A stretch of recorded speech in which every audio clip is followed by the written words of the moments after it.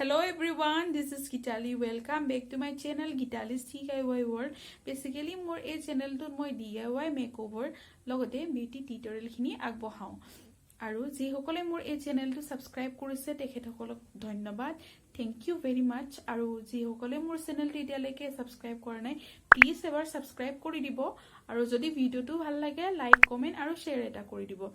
Apunalokor morom aru akhibador mur khube proyojon. Gotike আজিৰ এই ভিডিওটো চাই আহক। আজি মই বনাবলৈ লৈছো এখন DIY ডৰমেট আৰু এই ডৰমেটখন বনাম এখন পুৰণি স্কাৰ্পেৰে। এইখন হৈছে বহুতো পুৰণি স্কাৰ্প, 2 বছৰ 3 বছৰ মান হ'ব। ইয়াক এতিয়া ল'ব পৰা অৱস্থা একেবাৰে নাই গৈ, তাকে ভাবিলো ডৰমেট এখন বনাম। তাৰ কাৰণে মই ডৰমেটৰ যিটো সাইজত বিচাৰিছো সেইটো সাইজত জাপটো দি লৈছো। মোৰ চলখন যেহেতু বেছি আহল বহল নাছিলে সেইকাৰণে দুখনে মেডুলাৰ, এখনত 3টা লেয়াৰ বহিল এনেকৈ তিনিখন 3টা লেয়াৰে সমানে কাটি লৈছো আৰু এখনত 2টা লেয়াৰ বহিল। গতিকে সমানে কাটি সমানে জাপি লৈছো।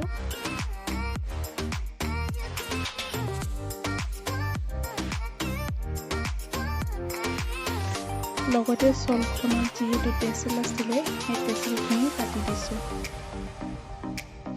আৰু স্কাৰ্পখন যিহেতু অলপ ষ্ট্ৰেচেবল আছিলে, ওলেন যদি বেলেগ সূতা মিক্স আছিলে, গতিকে প্ৰেছ কৰিব পৰা নগ'ল, এনেকুৱা হৈ থাকিল বেকা বেকি। গতিকে ভাবিলোঁ ইয়াৰ চাইড দুটা যিহেতু বেকা বেকি সমানে কাটি দিওঁ, সেইকাৰণে ব'থ চাইডে সমানে এনেকৈ কেঁচি এখনেৰে কাটি ল'লোঁ।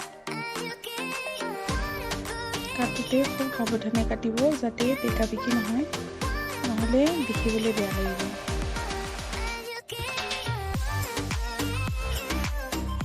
মই লাহে লাহে কাটিছো।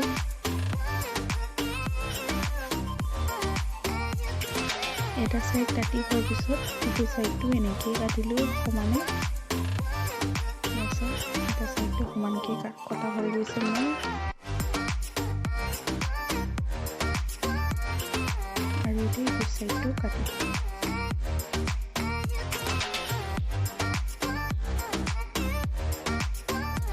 একেবাৰে কাষলৈ কাটি দিয়া নাই, যিহেতু ইয়াৰ কাষটো বেকা বেকি সেইকাৰণে অলপমান কাপোৰ থৈ সমানে কাটিছোঁ।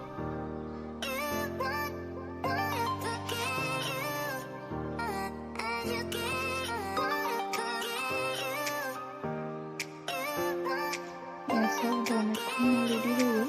এতিয়া বাকী থাকিল চিলোৱা কামটো। আপোনালোকে যদি এনেকৈ ডৰমেট বনাই কাপোৰেৰে আঠা প্ৰয়োগ নকৰিব, আঠাতকৈ যদি চিলনি দিয়ে তেতিয়া বেছি দিন যাব। এয়া চাওক, 3টা পাৰ্ট যিহেতু আছিলে, এটা পাৰ্টত এখন মেটত 3টা পাৰ্ট আৰু এখনত 2টা পাৰ্ট। এইখনত যিহেতু টেচেল লাগি আছিলে সেই টেচেলখিনিও ভাবিছোঁ কাটি দিওঁ সমানে জাপি লৈ। আগৰ দুখন যেনেকৈ জাপি কাটিছিলোঁ চাইজত, সেইটো চাইজতে সমানে কাটি টেচেলখিনিও ইয়াৰ কাটি দিম।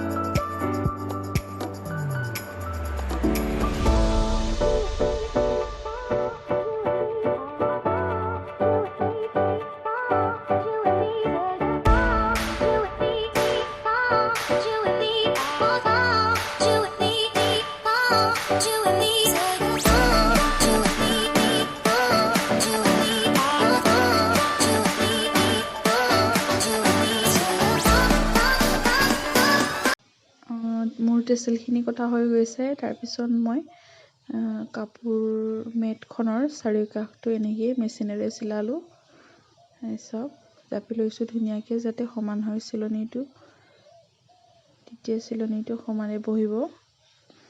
আৰু মই মাজৰখিনিও কাপোৰটো এনেকৈ চিধা চিধাকৈ চিলাই লৈছোঁ। আপুনি যদি বিচাৰে জিগজেগ ষ্টাইলত চিলাব পাৰে, মই তেনেকৈ চিলোৱা নাই, চিধাকৈ চিলাইছোঁ। আৰু লগতে কাপোৰখিনি ষ্ট্ৰেচেবল আছিলে, সেইকাৰণে মই এনেকৈ দুইখন হাতেৰে সমানে ধৰি লৈ বহলাই দিছোঁ, চিলাইছোঁ। বহলাই এনেকৈ ধৰি লৈ চিলাইছোঁ, নহ'লে কোচ খাই যাব পাৰে। গতিকে মই এনেকৈ দুখন হাতেদি ধৰি লৈছোঁ। এনেকৈ মেটটো চিলাই পেলালোঁ।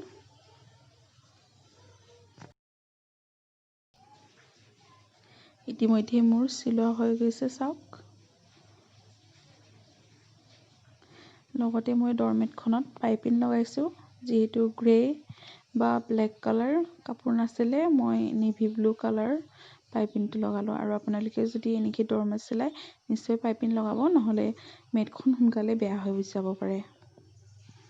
এয়া চাওক কিমান ধুনীয়া ডৰমেট হৈ পৰিল। এইখন বহুত দিন যাব, যিহেতু নিজ হাতে তৈয়াৰ কৰা হয়। আপোনালোকেও বনাই চাবচোন, এনেকৈ ভাল লাগিব। এয়া চাওক কিমান ধুনীয়া ডৰমেট হৈ পৰিল।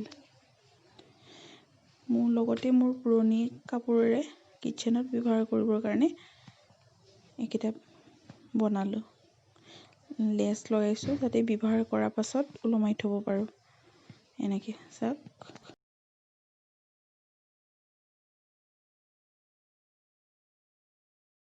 আশা কৰিছোঁ আপোনালোকে মোৰ এই ভিডিঅ'টো চাই ভাল পালে, আৰু যদি ভাল পালে লাইক, কমেণ্ট আৰু শ্বেয়াৰ কৰি দিব। Thank you for ৱাটছিং।